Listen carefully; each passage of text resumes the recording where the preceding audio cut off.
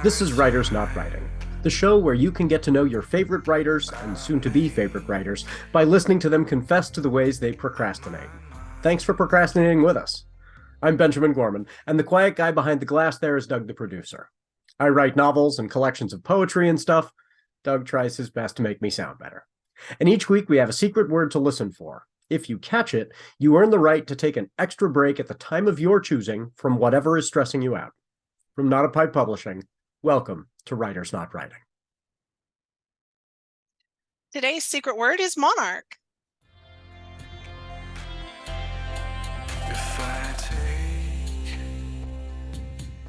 Welcome, everyone. Today's guest is Vanessa Ricci-Thode. Vanessa's a word sorceress who loves a good story. She's a NaNoWriMo veteran, a Halloween enthusiast, and a bookish geek who loves dragons, dogs, astronomy, and travel. If she's not hibernating, she can be found in her butterfly garden, achieving her final form as a forest witch. Welcome, Vanessa. Hi. Great to have you. So, wonderful to be here.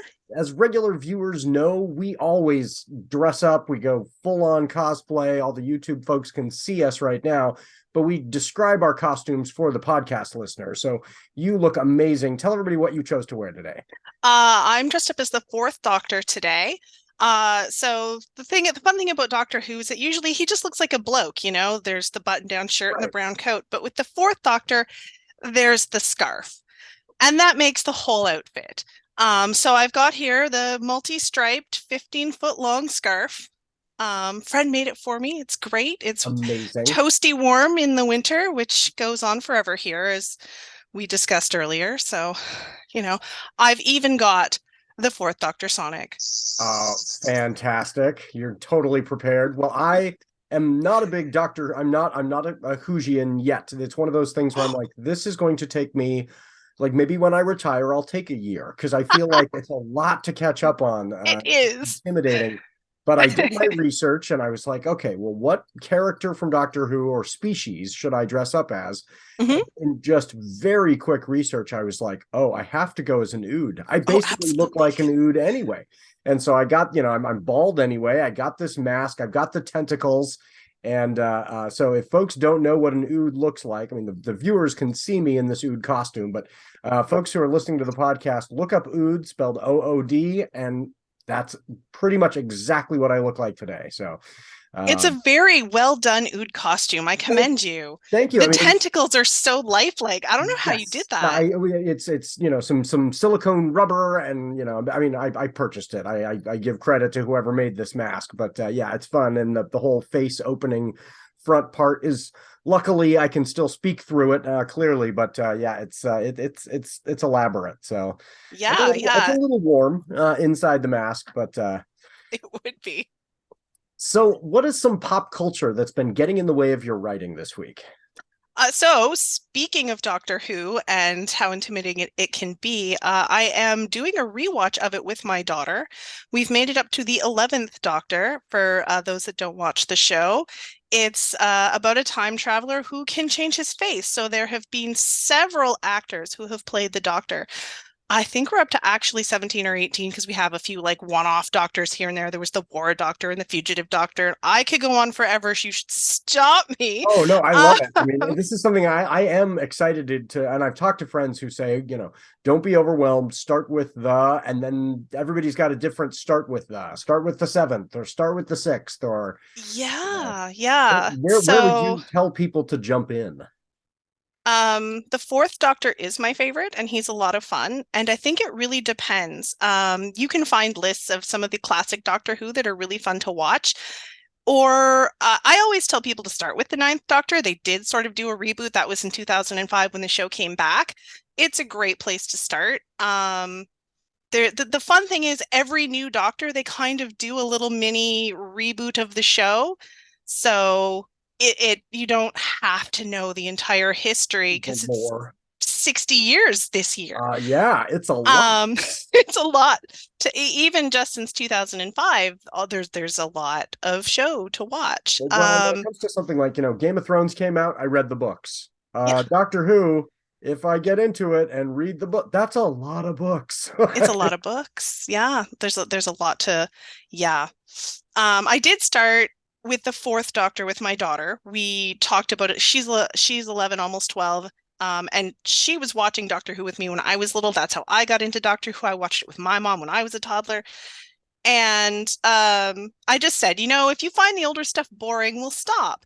And we started with the fourth Doctor because he's kind of kooky and, kids really like him. And she loved it. She just loved it. She Nice. didn't care that the graphics were bad. I mean, the Daleks were very clearly made out of cardboard and she didn't care. It was Yeah. fun. It's a fun show. So, yeah, we've been having a lot of fun with it, and we're up to number 11 now. I mean, And we it's nice have that it's a watched. multi-generational bonding. Like this Yeah. is, she can go, oh yeah, this is you and grandma bonded this way. Yes. Yeah, there's so much show to cover, and it's fun, and it's such a good-natured show too, because the Doctor, the main character of the show, he's an alien, but like the superpower they gave him was a spare heart. So he's got two hearts. And instead of like carrying a weapon, he's got a screwdriver. It's a Yeah. sonic screwdriver, it's kind of like a magic wand, but he's got a tool, not a weapon. And he uses his smarts to sort of save the day. So it's a really fun show. And Um, is it that he's traveling through our timeline, or is he traveling to multiple timeline, different oh yeah, timelines, or all the there's a great quote that's like, wibbly wobbly, timey yes. wimey. You may have seen it, and it goes all over the place. It goes history of different alien civilizations. It goes through the history of Earth. There's been Shakespeare, there's been Queen Elizabeth, there's been lots of great Earth history in Yes, it. I have seen the clips from the Shakespeare episode, and that was really cool. That one was a fun one, yeah. Yeah, and then it also goes into the future of Earth and humans and the future of the galaxy in general and different species. And that's where you get fun species like the Ood. Yes. Hmm. Who are not evil, I read. They are, They aren't. yeah. No, I no. mean, when you see them, They they're very are introduced. Cthulhu-esque looking, but they're not evil. Yes. They have an evil role in their introduction, but it's not their fault. Not there. Yes, they are manipulated into They it. are Yes, that's what manipulated, I yes. read. So, Yes. how about in this week, this show about procrastination? What's keeping us away from our writing? So, what in the news has been keeping you away from your work?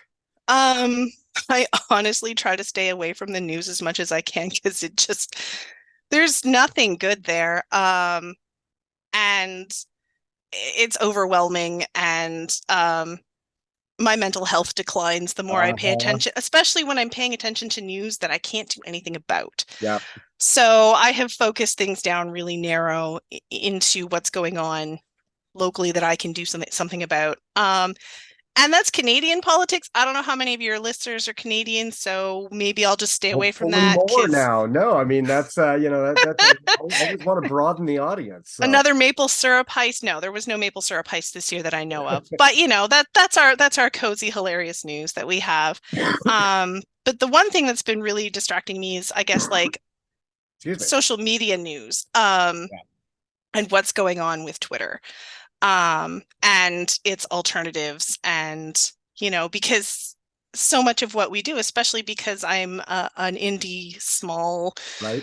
Same here. author, social media is how we've always, because I've been doing this for 10 years, and social media was the only way you got the word out, how This you is let where we people find know readers, right? where you find your readers. And that's word of mouth has been largely through social media.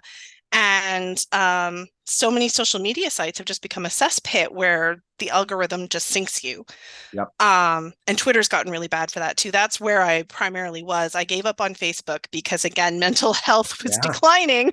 Yeah. Yeah. So, Facebook is now, I still post to Facebook, but I don't spend my time, getting into the debates on Facebook because it got so toxic.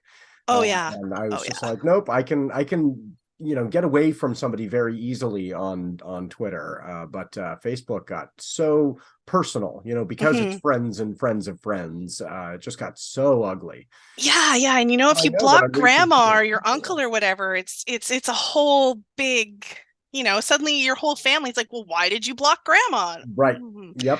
Oh, yeah. So, Yeah, so yeah, um, Facebook, but you're right. The alternatives to Twitter. I spend a lot of time on Twitter. Twitter is my kind of go-to.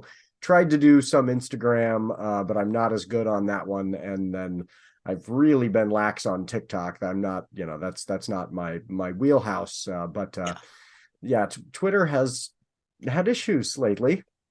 And it's probably going to have a lot more from what the new, leader and owner has Yes. indicated. I'm surprised it hasn't crashed and died entirely already, which is why so many people are looking for alternatives. Yeah. And I know there's Mastodon, and a lot of people like Mastodon, and it's okay, but I'm not finding the same sort of like it's not easy to find new people. It was easy for me to find the people I already knew, but I'm having, well, maybe not easy, but it was easier, but I can't find new people, and I'm not meeting new people that way. It just seems to just I Yeah. feel like it's a lifeboat. It's a Yeah. lifeboat till Yeah. something else. Well, and it's got that aspect of social media where it's got to reach a certain kind of critical mass, and then everyone's there, and then the communication can happen. And my worry about we worry that Twitter on the back end is going to fall apart technically, and I feel like Mastodon is not quite there technically.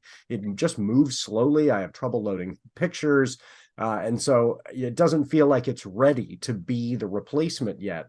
But boy, No. yeah, what happened on Spoutable this week? Did you see that one? Yeah, I was really excited about Spoutable because it seemed like it was going to be a reasonable alternative to Twitter. I was hearing lots of good things about it. Some people who I knew people who were beta testing it, and they were like, yeah, this is great. And there were polls. He was listening to what people wanted. And I was like, okay, awesome. That sounds great. And I think I had been on it for 2 or 3 days when he angered the romance authors. Yeah, for folks who don't know, the owner, CEO, I think he's the CEO, or at least he's Yeah. kind of the public face of it, got into this really petty battle with a few romance authors because they put forward this kind of terms of service description of what would be prohibited, and it would have included. And it was so vaguely poorly written. And so a lot of romance authors pointed out, hey, this would prevent my work from even being included. And, it would be considered pornographic or whatever. And instead of saying, oh, I can take that feedback, I can hear that, how can we tweak that? He lashed out, and then he just got dragged for filth on Twitter. It was On Twitter. the fight was happening on Twitter, and he Yes. was coming out after them on Twitter saying, these terrible, romance authors are misrepresenting me, and they were showing receipts. They were saying this is actually what your policy says, and he got so petty that a lot of folks went, oh, Spoutable is never, it's the same kind of man baby is going to be in charge there as is involved here. Let's not move over there. And so I think he probably single-handedly sank Spoutable.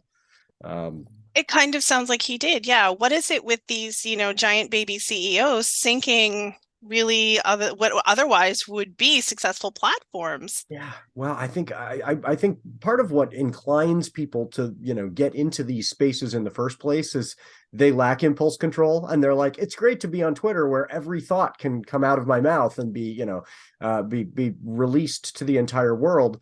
And they haven't learned, hey, silence is valuable too. That thing you don't tweet, maybe stop, pause, think, is not part of their modus operandi. And boy, that there were so many of those where I thought if you would have just stopped for 5 minutes and thought about whether or not that was really going to be in your interest to share that tweet, you might have not hit send. But they're not the don't hit send types.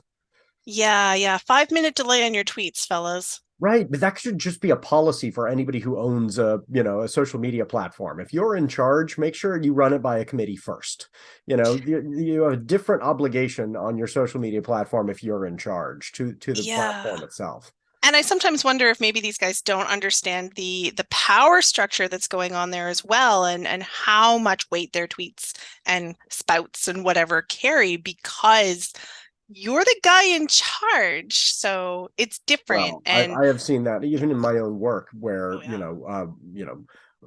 a person who's in charge will say, oh, we were having a conversation as equals. And somebody has to, take the person aside and say, you are a white man talking to women of color who are your employees. they're not going to be able to say the things to you that you can say to them. And then these, middle-aged cishet white guys are going, oh, I never thought of it that way. Like, somebody has to Yeah. say, if you own the platform, there's a different power dynamic going on here. Yes, absolutely. But Mhm. I don't know if they can see it.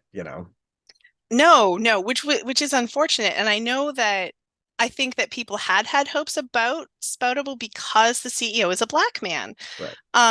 And I have heard that some of why he got so defensive so quickly with the romance authors was because he has been under very racist attacks, which is also, again, take that 5 minutes back and think about it. Yep. Really look into it. Who are these people? Are they actually attacking you? Yeah, it's It's that. unfortunate. The whole thing could have been avoided with a 5 minute delay on the Right. tweets. Yeah. Well, but it's that intersectional lens, rather Yeah. than saying I will participate in, oppressing because I have been oppressed. How can I recognize that we have both been oppressed? And that's so challenging for folks who are feeling attacked and embattled to step back. Yep. Uh, Yep. Yeah, no, it's a mess and it's unfortunate. And now what? right. Um, Well, there's an interesting case going before the U.S. Supreme Court right now about whether or not individuals can sue Google and Twitter when their algorithms promote things. Is it the kind of legal question, is it distinct when an algorithm is actually making choices and promoting? Because by virtue of the way the algorithms are designed, they promote engagement only. mhm. That's the only thing they care about. And so Yeah. if it seems to them that you like terrorism, they'll give you more extreme terrorism. And so in this case that's before the Yeah. court now, these people are saying, in this case, my daughter was the victim of a terrorist attack. Google promoted ISIS videos to the killers of my daughter. Google was liable, and the Supreme Court's going to have to weigh in on that. And I think the court's probably going to try and dodge it as much as it can, but it is a really interesting case, and I Yeah. wonder if it will make some of these these companies revisit their algorithms and say, maybe engagement is not the only obligation. And I think they'll only care if there's a financial incentive. But if they're Oh, saying, absolutely. maybe promoting the most extreme awfulness might lead to a little more engagement, but it costs us money because of the lawsuits. Let's not just promote extremism. Let's promote quality content. Wouldn't that be nice? I know so many of them have just become outrage machines. Yeah. You're engaging because you're angry. Um, we have other emotions. Make me Yeah. laugh. Well, and I'm not sure that I should admit this, but I have more than one account on Twitter. And, the one that is my personal writer account, I'm following lots of writers. I'm on there just saying, somebody says, hey, I just got a story accepted. And I just jump in and say, you rock, you're wonderful. It's very positive. And that one, the algorithm has kind of figured out, oh, this is this positive place, and so that one, my primary is great. And then for the company, I'm just promoting writers and poets and that kind of thing. And so that one's really positive. And then I have one where it's a lot of the political stuff, and it has started to feed me. Most of the stuff that I see on there is the political opposition. It is recognized, Oh, oh, the thing that's going to engage you if you're interested in politics is the side that will make you the most angry. And so, I mean, it's done an effective job of keeping me off that one. Like, I hope that they will realize people in the short run may be more engaged, but in the long run are going to just find it toxic and say, I'm yeah. not going to, engage here. I mean, that's basically what happened to me with Facebook. It was pushing more and more of the stuff that made me angry. And I was like, And you get burnt out. yeah, yeah, And then that doesn't help the company either when people are getting burnt out and leaving. yeah. So, I mean, with Twitter, we've seen a mass exodus of people leaving, even if the alternatives aren't great. They've left it anyway. I know some people who have just said, you know what, forget it, no social media for me. yeah. Well, and I Um, think that the danger is the inverse becomes Instagram, which is, here are just images and pablum and ads. Like, there's not a lot of substance to. no, And I liked that people were actually engaging with ideas on Twitter.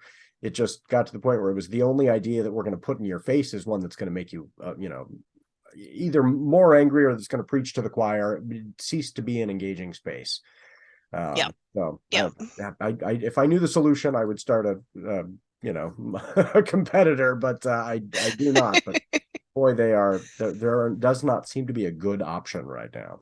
No, I've tried a few and I know some people who have tried others, and there's nothing that really fits what Twitter does. Hive was pretty close. I had high hopes for Hive. I know it was a security nightmare.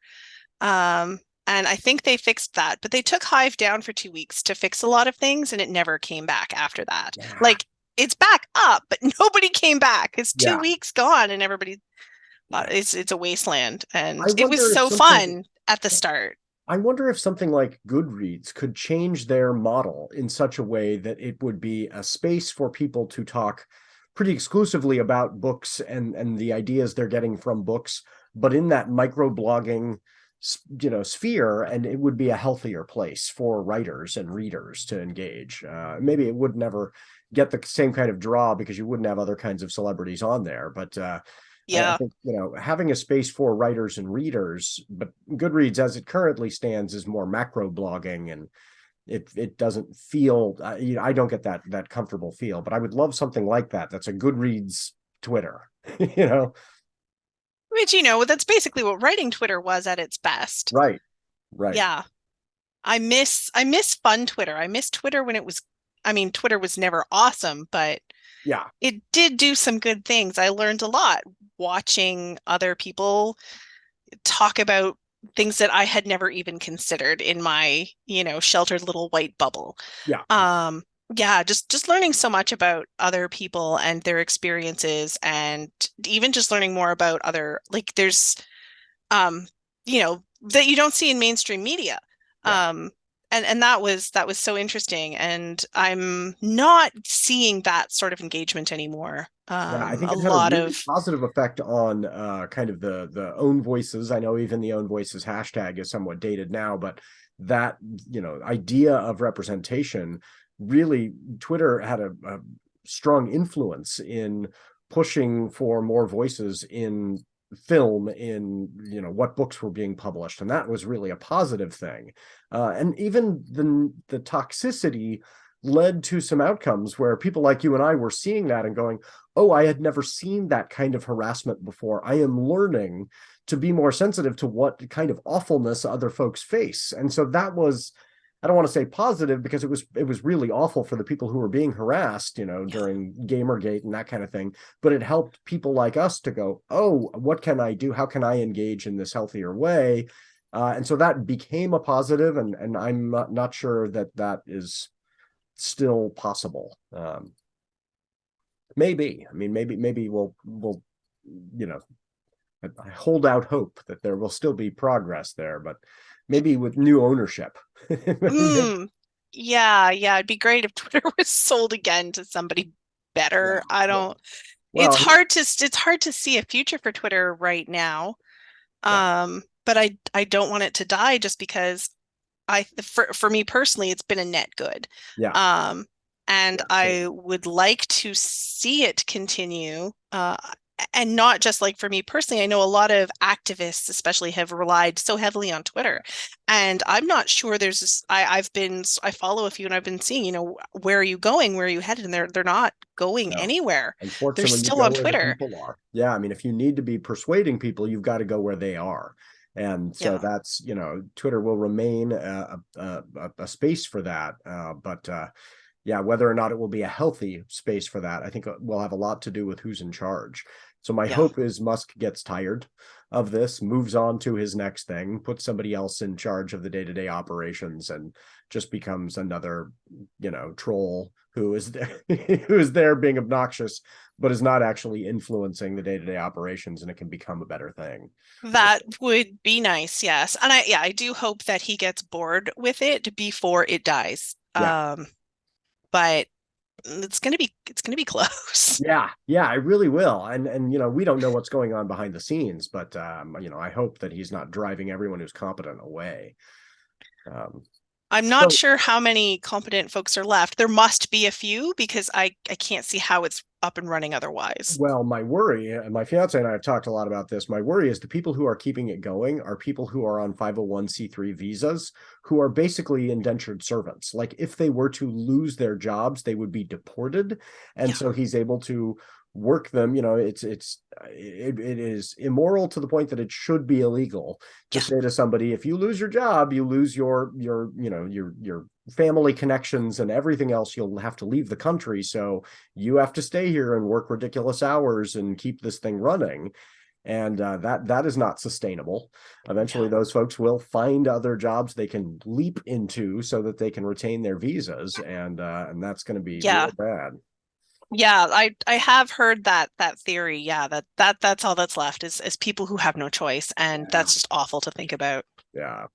So, um, so when we're not, despairing at the, inevitable demise of Twitter, what's a hobby that's keeping you away from your writing?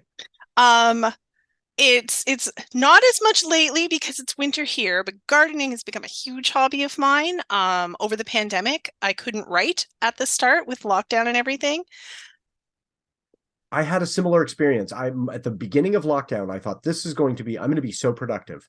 I've got, I'm going to write 3 novels in the next year. Like I was so We set. all thought we were going to be what Brandon Sanderson Yep, actually exactly. was. Yeah, you're gonna chain me to my desk, and I'm just going to be so productive. And what I found was I shifted in my writing. I wrote a lot of poetry, but the novels I was working on just stalled.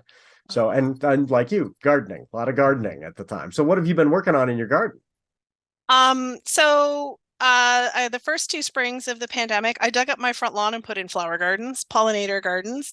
And then last spring, we moved our vegetable garden up closer to our house because it was down at the back. Nice, bright, sunny area. Whoever put it there was thinking sunlight and not walnut trees, which many people don't know, and we didn't at the time, are toxic, and they toxic they make the soil toxic. I I did can't not remember know what that. the compound is, but it's in their leaves, it's in their bark, it's in the wood, it's in their roots. Yeah, so there's a good radius around those trees where this Yeah, only a few things grow. We had good luck with carrots and potatoes, nothing else. yeah. Yeah. Good to know. So, I don't have, I planted pear tree, an Asian pear tree, uh, plum tree, and a cherry tree a few years ago in the oh backside of wow. my lawn. And Nice. the pear tree and the Asian pear tree, the first year of COVID, I had over 100. I mean, it just went nuts. Wow. And yeah, and then the plum tree has produced like 3 plums, but it's getting there. It's And the doing cherry its tree is just best. not produced yet. So lots and lots of pears. So that was a fun part of COVID, was watching those. I planted them a few years before, but they were just getting to the point where they were starting to produce. But yeah, that was very much a part of my COVID world, was spending a lot of time sitting out on the back porch, just kind of staring at the trees and watching them grow, and watching the Yep. tomatoes flourish. Yeah. I don't know about where you are, but here our springs through the whole pandemic, it's been awful. Have been delayed, and usually sometime in May we go straight from hey, it's snowing and awful to wow, it's summer. Um, so spring has been awful and not really something that I can enjoy a whole lot, but I did go out when there was nothing else to do, and I just had my shovel and I was just digging up the grass.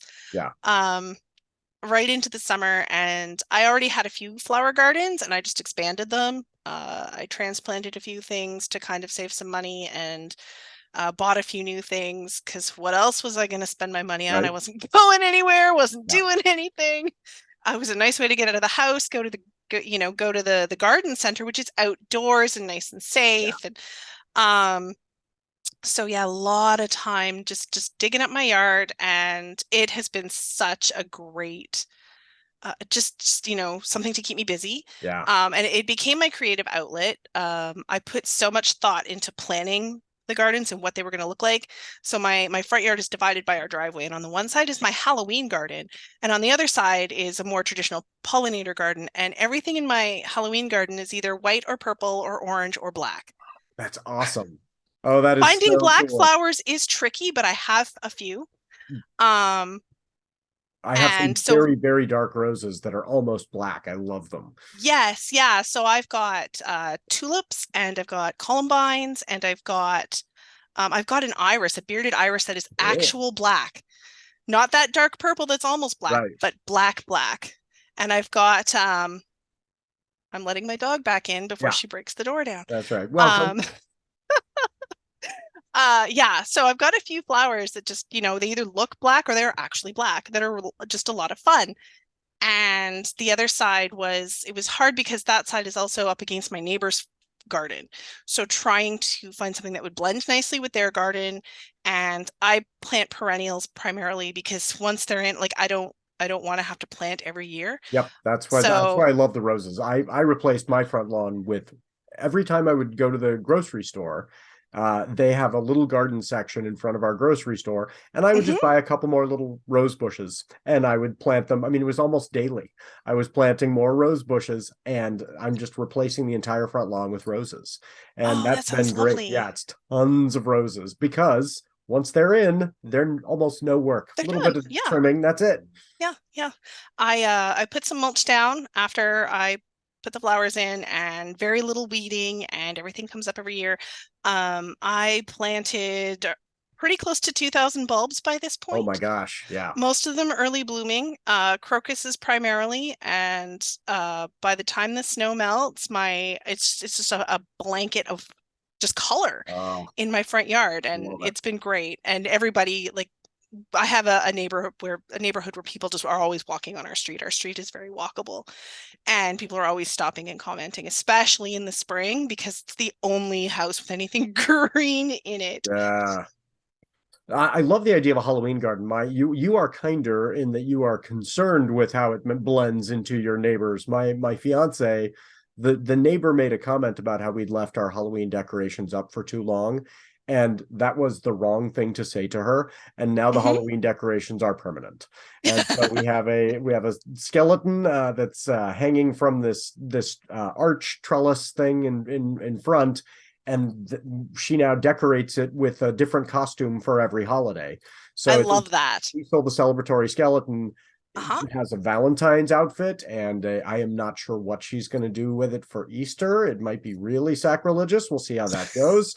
But yeah, Cecil dresses up for I had the glasses for New Year's and a New Year's outfit, and I so love it. yeah, Christmas Cecil was a big hit. So we've got skeletons and ghost things among the roses all year long, and the neighbor doesn't like it, and we're like, yeah, no, this is our Halloween. This is the holiday that matters to us. We love Halloween. Yes. Halloween is like my Christmas, Yes, and exactly. I go all out. And so far, none of my neighbors have said anything about it being too much.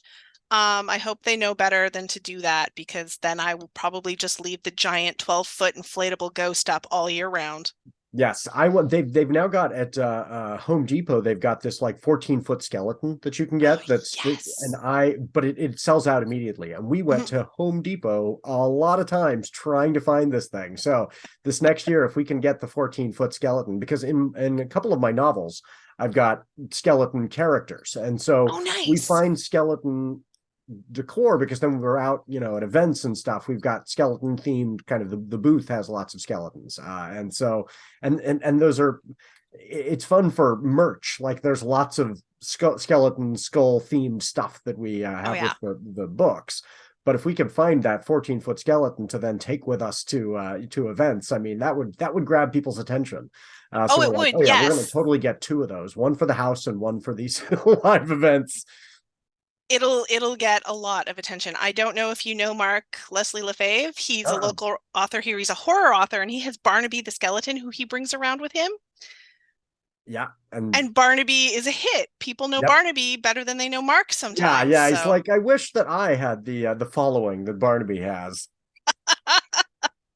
yeah, yeah. That is So, awesome. yeah. Yeah. So yeah, I've got the pollinator garden too. And that was recently designated as a monarch butterfly way station because I am in their migration route. Oh, that's one. And so, yeah, you are getting butterflies, twice a year. They're coming through. Um, they were sort of at the end, so they're here from about June until they start heading back in September. So we're sort of at the northern end of their migration route, and they we get I think two or three generations of them here before they start migrating back.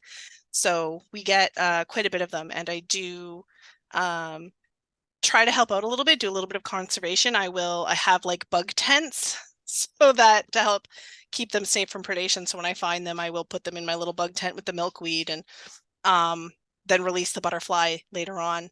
And That's wonderful. yeah, And it's really fun because I then just I get imagine it to, looks like magic when they are it there, does. you know, that they pass through.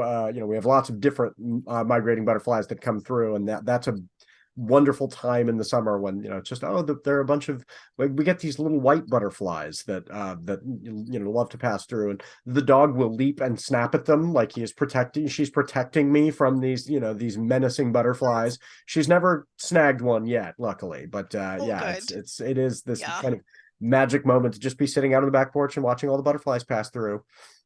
My golden retriever did get a monarch once. Yeah, yeah. It was I was like, "No, don't kill the endangered species. What are you Right, doing?" please. Yeah. Oh, It that's is, great. yeah, it's nice having them and like watching that whole process because we've seen them go from egg all the way through and they're Yeah. so tiny when they hatch and then they're like this big when they're Oh, done yeah. and then, into the chrysalis and then when they emerge again and just watching the whole thing. And it's been so fun for my daughter too to watch them. Yeah. Well, and Uh, just their flight, the way they are so light and fragile, it just makes the whole environment feel like it's this floating fairy kingdom. So I love seeing that. Well, let's take a quick break, and then we will come back and talk about what you've been daydreaming about. Thanks, Doug. Hey, everybody. Today's ad is for ads. If you're an indie author, you know how hard it is to get the word out about your books. Well, you could advertise on this show for less than 20 bucks. Just go to notapikepublishing.com. Click on the link for the show and sign up. You can also sign up to be a guest. That's always free. And we can try to time your ad or episode to match a book launch or a cover reveal or your birthday or a marriage proposal or the anniversary of a famous battle or the predicted return of a dead celebrity or prophet or the live show announcement. We'll be at Norwescon in Seattle, April 6th to 9th. The guests are to be announced. We'd love to have you in the live audience. Bring some fun questions to ask a panel of procrastinating authors. Okay, Doug, teleport us back to the show.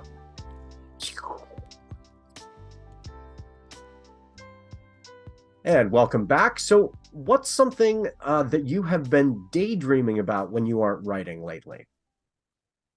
well, when I'm not dreaming of spring, because I hate winter, um, just travel. I miss traveling. Pandemic didn't do a whole lot of it. And just we were talking about Instagram earlier, and I followed some national parks. And so now Instagram has figured out, oh, you like national Yes. parks, and it's just showing me all of them. I'm like, yes, give it to me. And all these, just little reels that people are making on trails that they're on. And So, what are some that you've been eyeing? so even though we were just there, I'm looking at a lot of things in Utah. That's what Yes. Isn't the it wild? algorithm has decided to Utah show me was not a Utah. Yeah, Utah was not a place where I thought, oh, I need to spend more time in Utah. And then the more I've learned about arches and Moab, and I'm like, I have got to hmm go. hmm So my husband and I, we did our honeymoon in Colorado, but we were in southern Colorado, and like while I was researching it, I was getting ads for arches, and I Yeah. was like, "Oh, that looks neat." And then I'm looking on the map, and I'm like, "Oh, that's close to where we're going to be. Sure, let's just, we do road trips when we Yeah. travel. We're not city travelers. We fly into the city and then drive out into the middle of nowhere. We flew into Las Vegas and then drove to Yeah. California through all the parks. We didn't actually stay in Las Vegas more than however long it took us to get a rental car and leave. That's Yeah. the kind of Yeah. travelers we are. So we we we went on a road trip and we did a little bit of a loop. We went down southern Colorado up into Arches and then back Oh, across to fly cool. out of Denver again. And Arches is amazing. So for For our folks who have 10th not seen it, I anniversary, would encourage you, do a quick Google search, look up pictures of arches. It is Arches National really Park nice. in Utah, oh my goodness. So in 2019, the last trip we took before the world ended, we took our daughter with us and we went back for our 10th anniversary. And Cool. this time we just did Utah and we did 4 of their 5 national parks. And it was just stunning. And we only had, I think we had 10 days because my husband can only get so much time off work. Right. And so we were trying to cram as much in as we could. And we did arches quite extensively, not as much as we would have liked because there's always more. You're there and you do a couple of your favorites and you're like, oh, we haven't done this one. Let's try this one. And then you find more. There's always more to see. And then there's longer trails. And there was one day we were going to do a longer trail and it was just so hot. And I like the heat and the dry heat is okay, but it was like 120.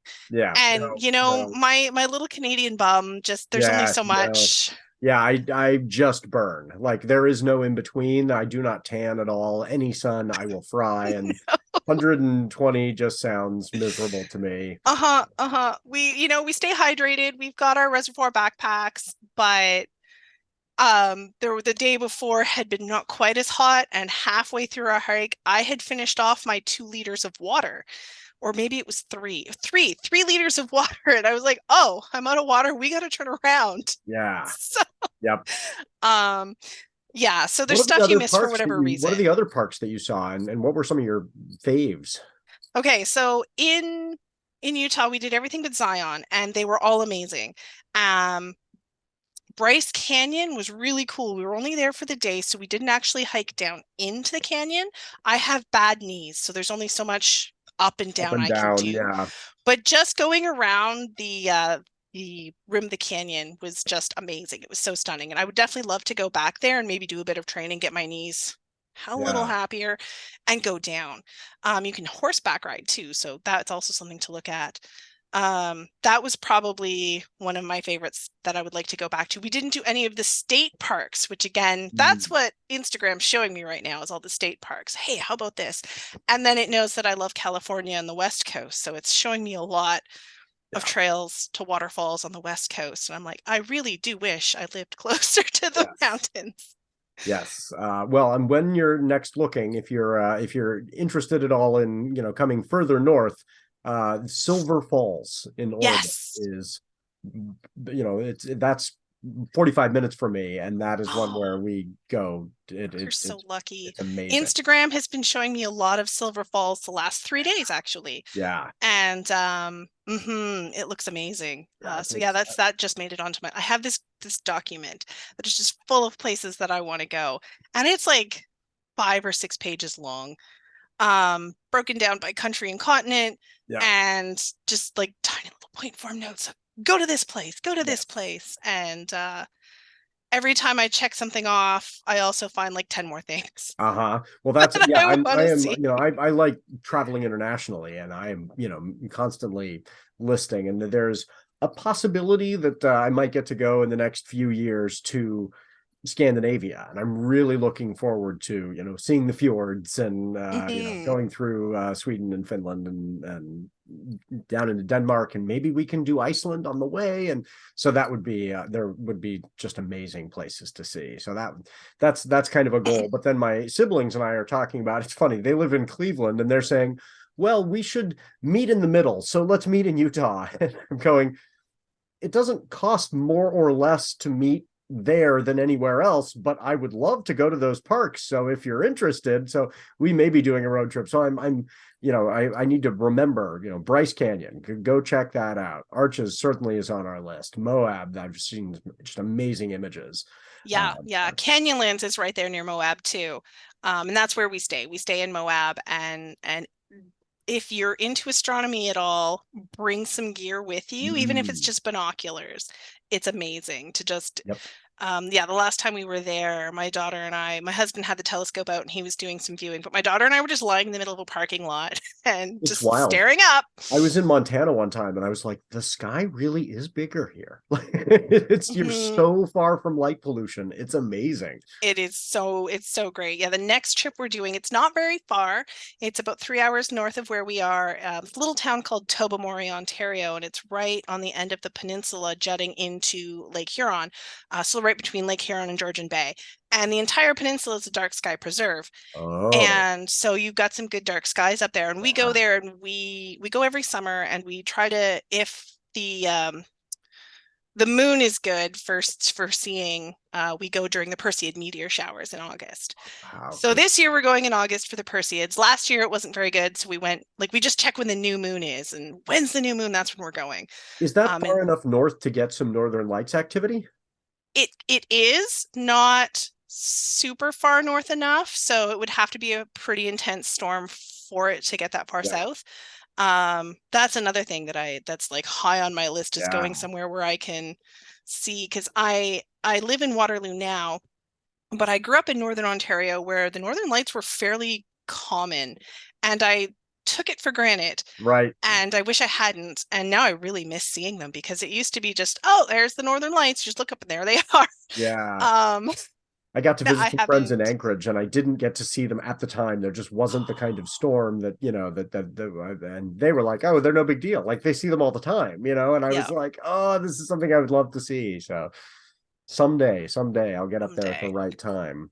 Yes, yeah, I'm looking at either going to Iceland and trying to see them there, or there are some really nice spots in farther northern Canada in the territories that look like they'd be really cool. And there are some places that are specifically, the hotels with the like domed Yes. ceilings, so you can just lie Yes. in bed and not have to go outside in the cold. Yep. Yep. They've got some But of those in Iceland where they're these essentially glass igloos that you can yeah, go stay in, and I'm like, "Yep, that's a goal. I would love to go do that at some point." that would be amazing. Yeah. So we do a weekly poll where we ask folks and I'm pulling up the results of our last weekly poll right now so that I can see, because the last one we did got the most results of any. I mean, this one was a hot one. People were really interested in whether or not Elliot Kalin should grow a beard, and I think it's because he said that it was binding. So this one is, yes, we are up to quite a few votes on this one, and 75% of the folks have said Elliot Kalin should grow a big bushy beard. There's a day left on that one, so people can still weigh in. But actually, no, by the time this airs, there won't be. But his sons want him to grow a big bushy beard. His wife does not, and it sounds like Twitter is strongly on his son's side. So Elliot, you're going to have to grow a big bushy beard now. Your sons win.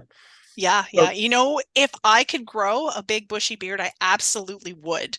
I, the nice thing is you can grow it and then change your mind. Like you're not, Yeah. you're not bound to it forever. It does take some time, but I'm still working on. This was my COVID thing, and then every time at the time I was single, and so every time I would be dating, I would go, "Oh, I'm going to be seeing somebody new. I better shave it off." And I knew I'd found the right person when she was like, "No, keep growing it out. You don't have to shave it for me."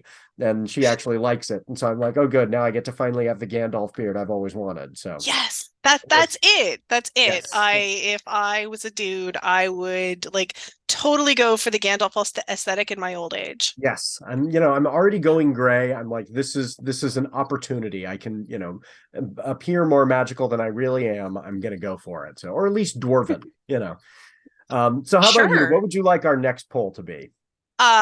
What is your favorite, summer or winter? Summer or winter? Okay, we'll toss that up, and I'm sure people, just to be difficult, will hop in and say spring or fall. But we want to know, of the two, summer or winter, No, you which do have you to prefer? pick.